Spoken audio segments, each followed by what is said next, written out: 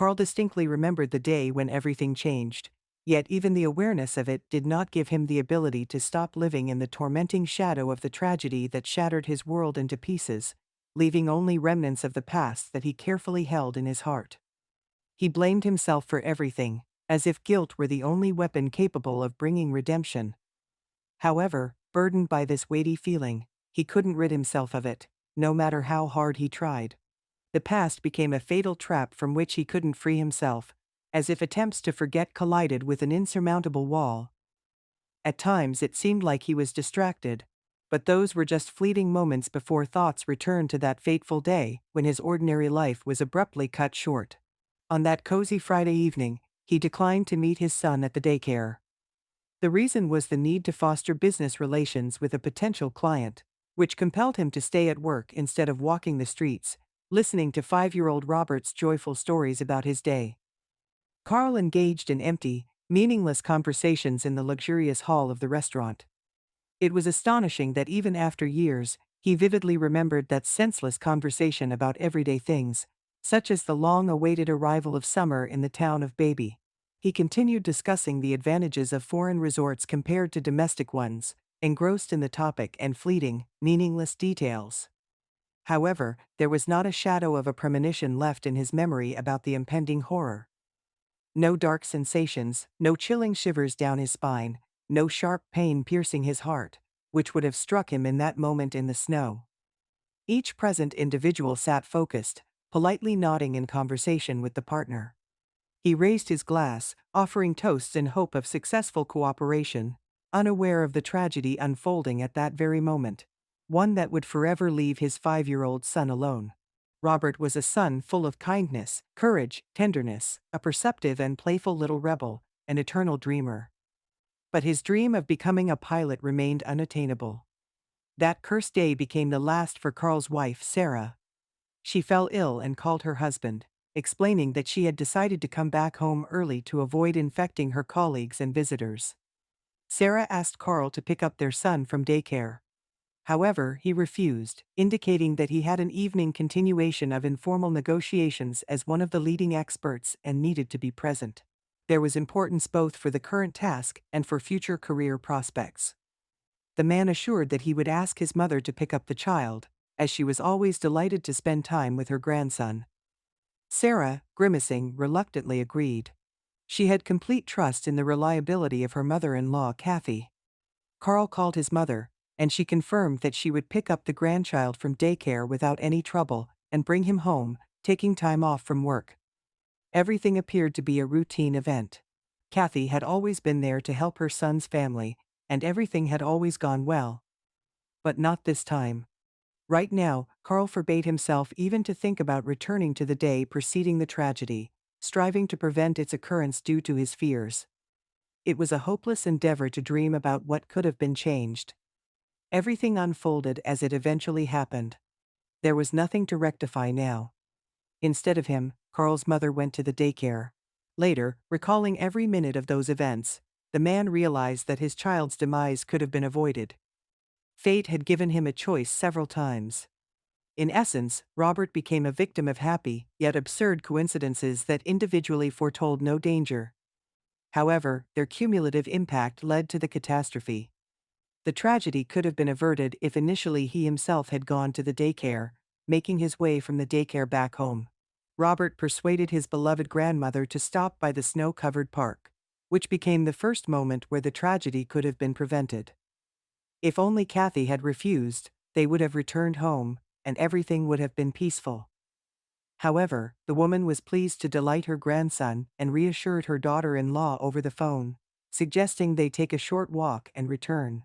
Sarah then asserted that she felt no premonitions during the walk after daycare through the park, even if they had to take a slight detour. Nothing unusual happened on the way home. The weather was favorable, almost deliberately so. Sarah even mentioned that she would have liked to walk to the garden, where the incident occurred. She would have happily joined as well. But she was glad that her son and grandmother at least got some fresh air. Maybe Robert would have an appetite after the walk. Sarah reiterated that she felt no premonitions during the walk after daycare through the park, even if they had to take a slight detour.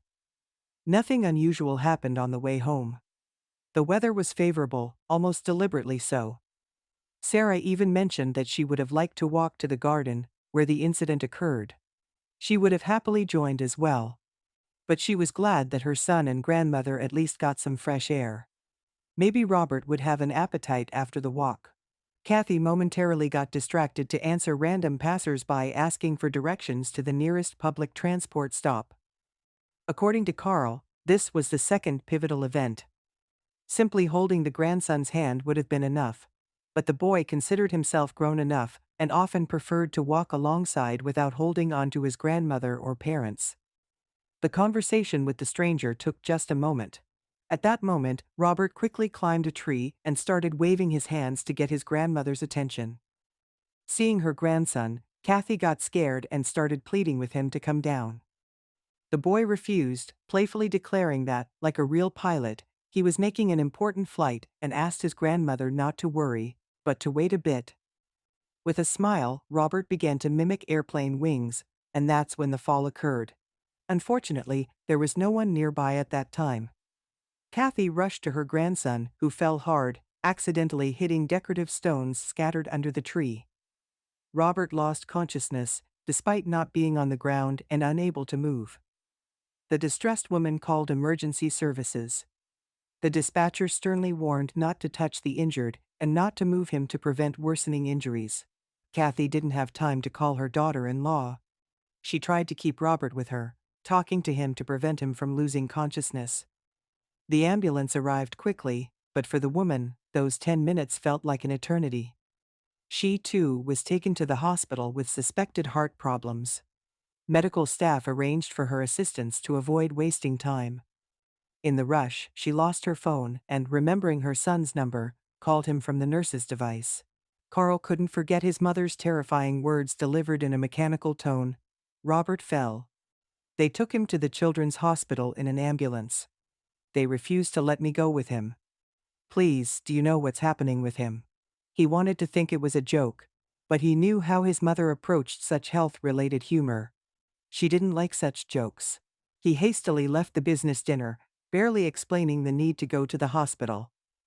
In the taxi, navigating through traffic, he rushed to the children's hospital. Carl called Sarah, informing her that their son was hospitalized and that he was on his way, pleading with her not to worry and to stay home. But she insisted, "Why would you go to him now? You'll only bring additional infection." "Stay home, I'll keep you updated," insisted his wife, on the verge of panic.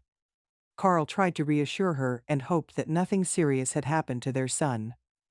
When he finally arrived at the children's hospital, Kathy was brought her phone, which she had dropped in the emergency room. But at that moment, she had no gratitude for the staff. She urgently called her son to find out her grandson's status, whose familiar eyes were looking at him. "How is Robert? What are the doctors saying?" asked the woman. Carl promised to gather all the information and call her back immediately after speaking to the son's treating doctor. He persistently hoped for a favorable outcome. However, the prognosis turned out to be threatening. After waiting for several hours, a nurse tried to persuade him to leave the hospital. A doctor, a not-so-young but beautiful woman with incredible angelic eyes, approached him. Inviting Carl into her office, she insisted he sit down and explained the severity of Robert's condition. She acknowledged that the injuries were very serious.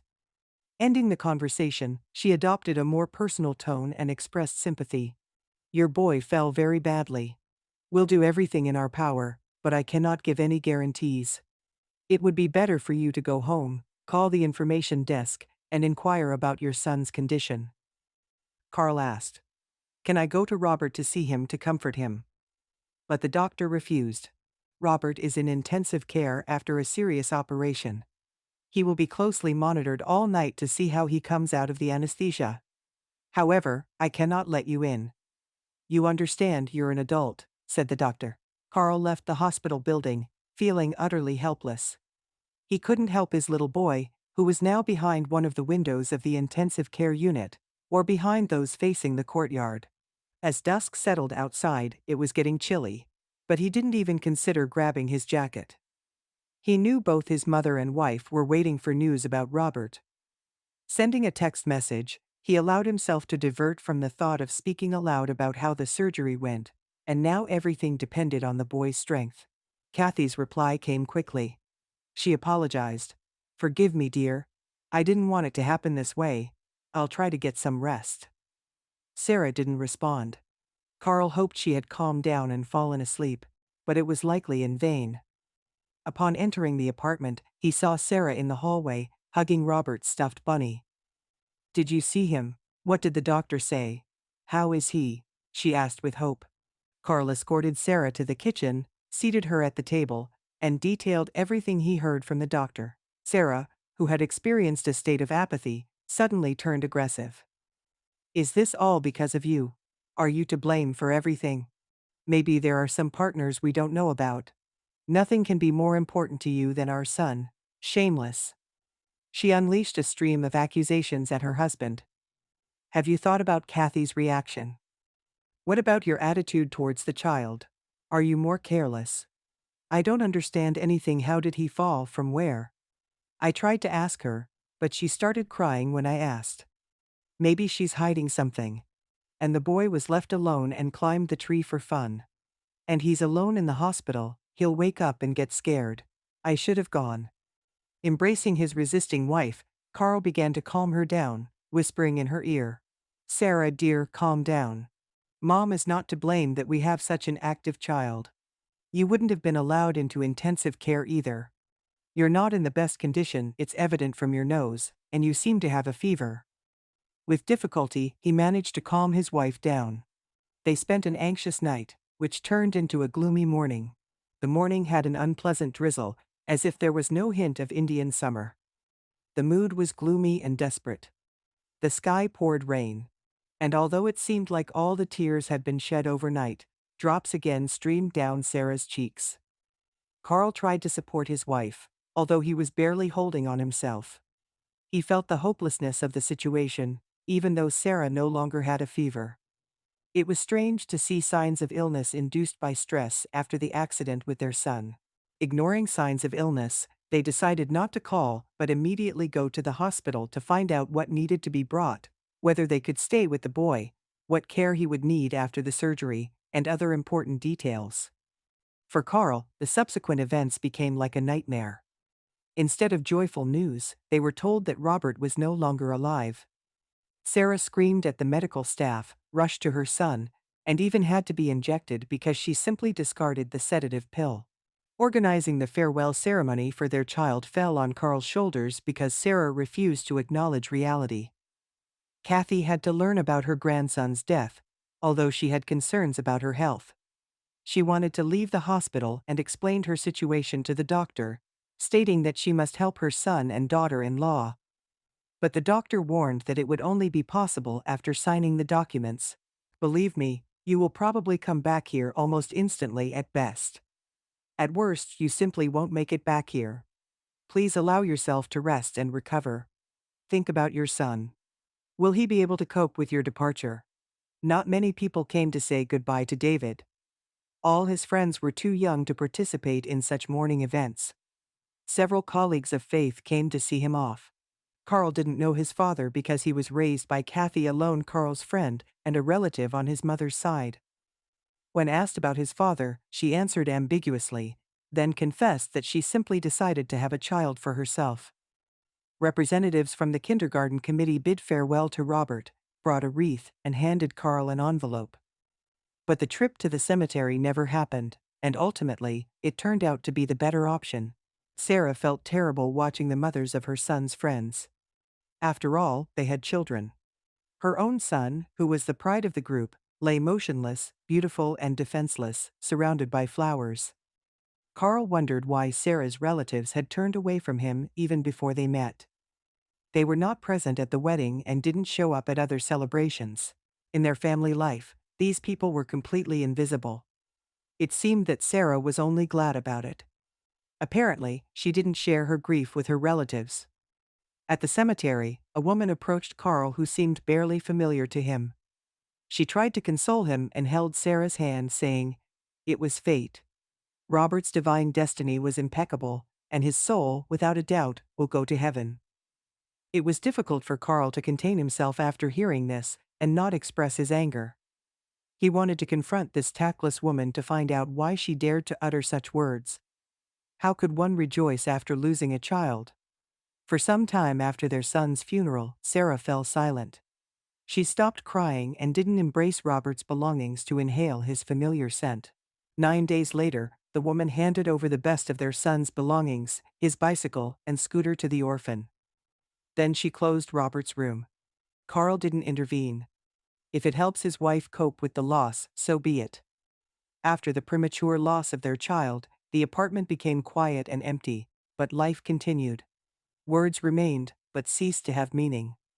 Sarah tried to maintain the illusion of normal life, cooking, cleaning, sweeping floors, washing dishes, suppressing the desire to join her son. Sarah engaged in everyday tasks, doing laundry, ironing clothes, going to work. Carl noticed that she tidied up their son's room exclusively in solitude. During that time, he tried to occupy himself outside the house. He was amazed at the strength of his wife's faith. She was certainly hurt, but didn't blame him for not going after their son to the daycare center on that fateful evening. Carl harshly judged himself. The proverb says what's done cannot be undone, but he understood that the undone could also have terrible consequences. He was surrounded by not very tactful inquiries about what had happened, and curiosity tormented him. He wanted to avoid these conversations. But sometimes he had to repeat the same story, word for word, and each time he felt as if he were justifying himself. Though Carl managed to prove to outsiders, even those in authority, that he fulfilled his parental duties and there was no malice in the tragedy that occurred, he continued to blame himself every day and endure sleepless nights. He missed the laughter of children, the constant questions of a curious little one, and affectionate embraces. It felt strange, unfamiliar, and frightening. Sarah interrupted Carl when he started discussing organizational matters related to setting up a memorial garden. He had to wait for Sarah to take the initiative in placing plaques with photos of the memorial and other mourning items. Carl tactfully didn't rush her, giving her time. Sometimes, his wife behaved affectionately, almost eagerly fulfilling marital duties. Sometimes, she addressed him as if he were a stranger. He understood that Sarah had undergone immense stress and approached the abrupt changes in her mood with understanding. Life could not return to how it was before, but Carl tried to be a pillar for the family. His attempts to uplift his wife's spirits by inviting her for walks often ended in failure. He hoped that the tragedy wouldn't shatter their family, but unfortunately, Robert's death affected the relationship between Sarah and his mother, Kathy. Previously, they hadn't shown particular fondness for each other, but communicated politely and civilly. However, Robert's death proved catastrophic for the relationship between Sarah and Kathy. Sarah began to despise her mother-in-law, considering her the primary culprit in Robert's death. This triggered intense conflicts between them. Sarah didn't accept Kathy's apologies, believing that Kathy didn't experience the same level of pain due to the loss of her grandchild. Every attempt by Kathy to reconcile ended in loud quarrels, accusations, and increased pressure on both women, requiring sedative pills. Kathy was imprisoned by intense feelings and agonizing thoughts that ruthlessly roamed her shattered soul. She burned with anguish and saw no way out of this bottomless vortex of suffering. Blaming herself entirely, she couldn't find a way to live on after the dreadful tragedy involving her family. The daughter-in-law was buried under grief, and Kathy, suffering alongside her, realized that the misfortune that befell them was unjust. However, deep down, she understood that they needed to somehow endure and weather the trials fate had dealt them. Being a sensitive and empathetic woman, she felt the weight of her responsibility and longed to somehow make amends for what had happened. As soon as her sick leave expired, Kathy's colleagues at work suggested she take time off, as recommended by their manager, who was a close friend. Fiona offered support and assistance, trying to help Kathy navigate the difficult situation. "Not now, and don't even think about denying it, Kathy," said Fiona. "You need to take leave, go to a retreat for treatment. Doctors can't keep you on sick leave for long, and you look awful. You were discharged prematurely, and that's unacceptable. Come, let's treat you, let's cope together. The main thing is to mend your heart or support your nervous system." The whole team is waiting for you at work, wanting to see you rosy-cheeked and healthy." Kathy sighed heavily. "Oh, Fiona, how can you think like that? What retreat, what treatment, when we have such pain and sorrow in the family? How can you even imagine it?" A grandmother who saw her grandson fatally injured couldn't attend the funeral. She can't even seek treatment. She couldn't even attend for 40 days after the incident. No, and again no, I definitely won't go to a retreat. Kathy felt the oppressive weight of events that had struck her life, and found herself imprisoned by an unbearable burden that her shoulders bore. Thanking them deeply for the sudden leave offer, Kathy promised to make up for the lost time upon her return to work. However, fate had no intention of allowing her to return to her familiar workplace. The woman's soul couldn't bear the burden of guilt and loss. After the tragic day spent commemorating their grandson, Kathy, returning home, faded away. Her heart couldn't bear the weight of the experiences. Sensing something amiss, Carl suggested to his mother that they remember Robert in the solitude and tranquility of their home after lunch, rather than at a bustling cafe. However, in the home environment, Kathy vehemently refused the idea. "No, son, I'll go to my place, lie down to rest. This event is so heavy.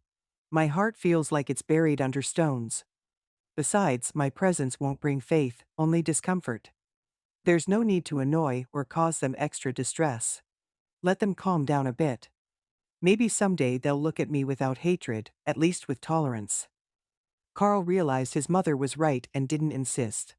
He just asked, "Call me in the evening, let's talk a bit." Kathy replied, "Of course, Christopher, don't worry." He escorted his mother to the door, but unfortunately, she didn't keep her promise. Worried, Carl tried calling her in the evening, but to no avail. Entrusting his mother to the care of her best friend, he hurried to her apartment, possessing a spare key. Carl started to check the apartment, looking around anxiously. In the bedroom, his mother lay motionless, as if asleep, unresponsive to anything. Carl had to face the heaviest trial once again, a farewell to a beloved and close family member. And this time, he found himself alone, receiving no support from his wife, rather encountering her lack of understanding and aggression. Sarah couldn't handle this loss adequately, worsening her husband's suffering. When he told her about Kathy's death, she reacted strangely, exclaiming with a malicious sense of joy, "That's right. It had to happen. She killed my son. Better for her on the other side." Thus, Carl lost not only his beloved mother, but also the support of his only son. His relationship with his wife couldn't remain the same after such harsh words.